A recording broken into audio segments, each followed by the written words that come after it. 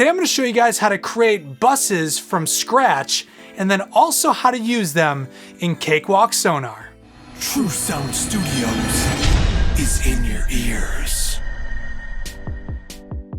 Hey guys, what is up? I'm Wiesna, and as always, we are here at my studio, True Sound Studios, and today I get to show you how to create and use buses in Cakewalk Sonar. So for me, busing has really changed the way that I mix because it's nice to take, for example, if we take drums and all the different elements, so you got the cymbals, the kick, the snare, the toms. If during the mixing process you decide that your drums are just too loud, instead of having to grab all the faders and try to pull them all down, it's really nice to just be able to create a drum bus, and you can just very easily adjust the entire group, so whatever you've put into that group. I've also found that using buses makes processing a group of tracks even easier. Once again, if we go back to the drums, we have a whole bunch of drums. Maybe they all just need a little bit more compression. Instead of going to each individual track, you can just do it all at once with one channel and one compressor. So if we go ahead and look at this project, it is very simple. I went ahead and created a new project and just quickly mixed this just so it sounded better than what it was. Obviously, this is not a mixing tutorial. So we have the overhead tracks for the drums. We have the kick track for the drums. We have the snare track for the drums and the toms all grouped together for the drums. Then we have a track of all the guitars. So this is rhythm and leads all chunked into one track. And then we have our bass track. And I normally do not mix like this. I do not chunk things together, but I'm just really trying to make this as easy as possible to understand because I really want you guys to be able to use buses in your mixing. Okay, so the first thing is over here with our buses. So when you create a new project, it automatically creates these three buses. So you have the master bus, the metronome bus, and the preview bus. Now the preview bus is if you're using samples and it'll go ahead and play just through that channel. Just to make this a little easier, I'm going to go ahead and mute this, and I pulled down the fader just so you can see where we've now created the new buses. Just a little point of reference. Okay, so here we go. So to the right of this preview track, I'm going to right click on the mouse and we're going to do insert stereo bus. So this is going to be for our drums. I'm going to create another one. This is going to be for our parallel compression channel on drums. We're going to create another bus for our guitars and another bus for our bass.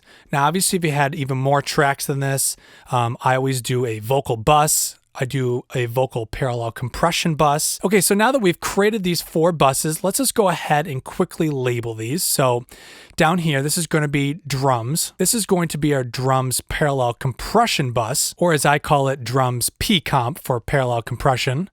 And then this bus is going to be our guitar bus. And then last, we're going to do our bass bus. Okay, so now we need to start routing signal to these buses, because right now, if I go ahead and let's say I just play the drums all by themselves, they're actually only going to show up in the master by default.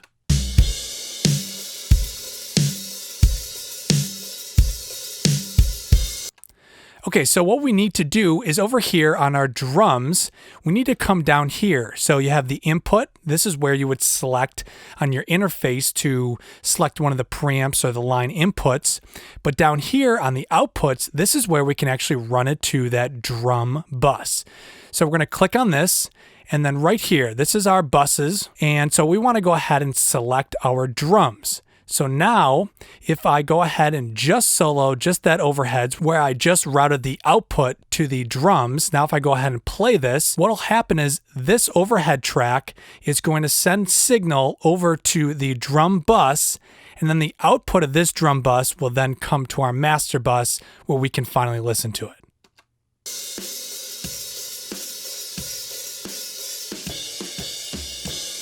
And if I go ahead and mute the drum bus, we have no signal. So now what we need to do is we need to route all of the drums there. So we're going to click on the kick, go to drums, the snare drum, we're going to go to drums, and the toms will go to drums. So now if I go ahead and solo the kick, it's coming here to our drum bus. The snare is coming to the drum bus, and the toms have now come to our drum bus. So what is really nice about this and what I was mentioning earlier is, let's say your drums, you're halfway through the mixing process and you find out drums are just too loud, or maybe they're not loud enough. Instead of grabbing all these faders and grouping them all together and having to move them all, now we can very simply just grab our drum bus and change the volume of it very quickly. So let me go ahead and give you an example here.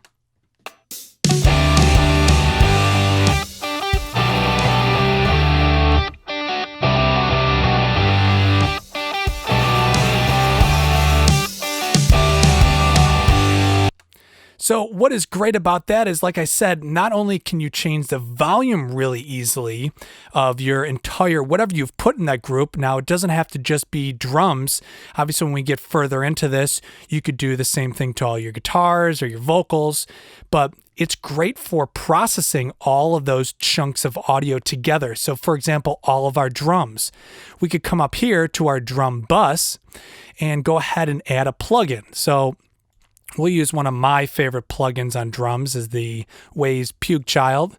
So let me go ahead and play this for you.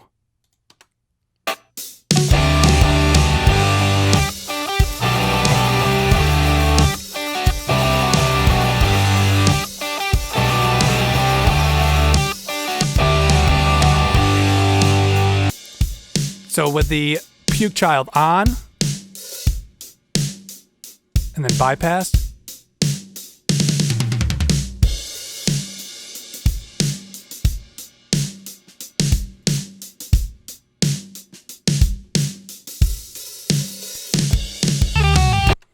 So that's just another great reason to bus all your tracks. And let's say another thing, besides just compression, what if you decide that all your drums are too bright, or they're not bright enough, or they're too bassy or not bassy enough?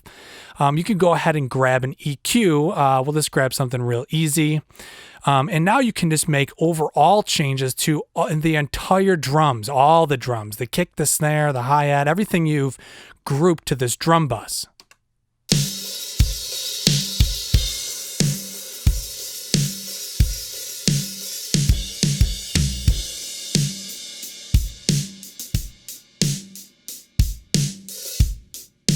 So this is one of the biggest reasons why I really love busing all of my drums, is because I have the option of being able to process them all together. So let's move on a little bit further and let's go to the guitar. So we have our guitar here. We can run this to our guitar bus. And so now, obviously, if I go ahead and solo this will come to the guitar bus first and then make its way to the master.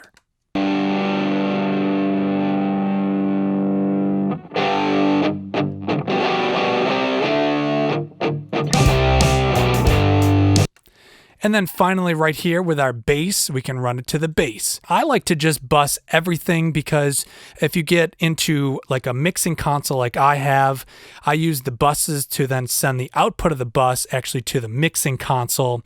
And it really just makes the setup and the overall, even though it's a very complex process, it seems to make it easier because it's all in my buses, and I know that every time I send something to the bus, it's going to go to the analog console the way that it was intended to. So now if we really quickly go back to the drums, okay, so let's solo our drums here, and we created that parallel compression channel. If you like that really aggressive drum sound, which I think a lot of people do like, this is another great way to be able to do that. Now, even though I said this is not a video on how to do sends, in the buses, you can actually use a send to then send it to another bus and be able to process it separately. So right here, what we're going to do is on our drum bus, we are going to right click and go down here to drums pcomp. So what it's doing is it's taking all these drums that we have right here and it's making essentially like a clone output and coming over to this channel. So now if I go ahead and solo the drums pcomp, it's going to be exactly the same. And it's going to be the same as this one. So now what that is allowing us to do is we can go ahead and just really aggressively compress this channel. So we'll grab this compressor and we'll just set this up just to be, too aggressive, which is kind of like the whole point of parallel compression. So now I'll solo the parallel compression channel.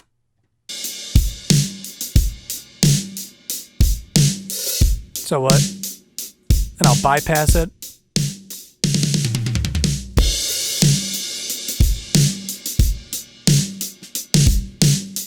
So obviously very, very, very overly compressed. But what happens is now if we go ahead and solo both of our drum channels, we got a regular drum bus and a drum's parallel compression. I can turn this down all the way.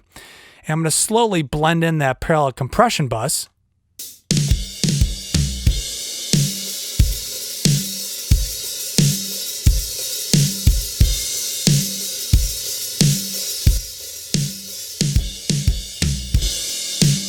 So as you can hear, this parallel compression has really added some life to the drums. It's really gave them a lot of impact.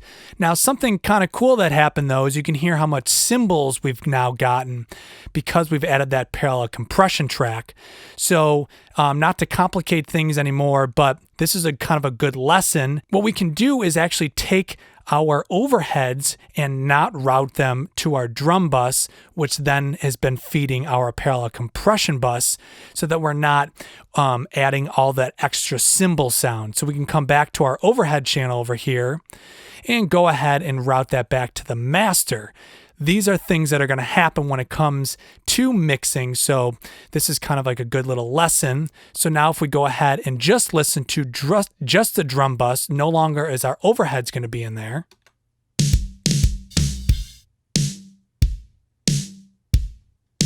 It's just our kick, snare, and toms. Our overheads have now been routed just back to the master bus like it originally was.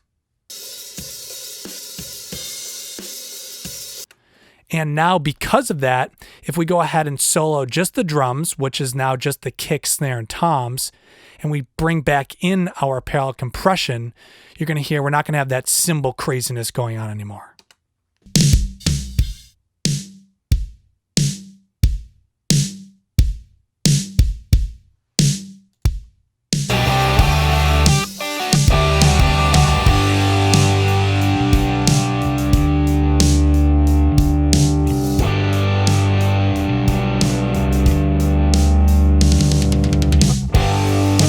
So that is one of my favorite tricks to do with buses because I really feel like this helps take your recording to the next level.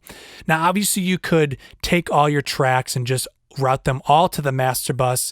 There's really nothing wrong with that. In fact, I did that for so many years, but I found when I use buses, it's easier for me to get overall levels because instead of having to go back, like I had mentioned earlier, and grabbing all the drums to be able to turn them up or turn them down, we can really very simply do this now with just one fader and then using some of these cool parallel compression tricks and a parallel compression bus, just adding some more flavor to the things that we've already recorded in our mixing. So in a totally other video, I'm going to show you how to use sends, which is essentially a second output, or you can actually add as many sends as you want, and you can make 2, 3, 4, 5 different sends and send them to buses to be able to add things like reverb, delay, and all sorts of effects. You can also use sends to send signal to maybe a compressor for side chaining, but that is a whole nother video. And if you guys want to see a video where I show you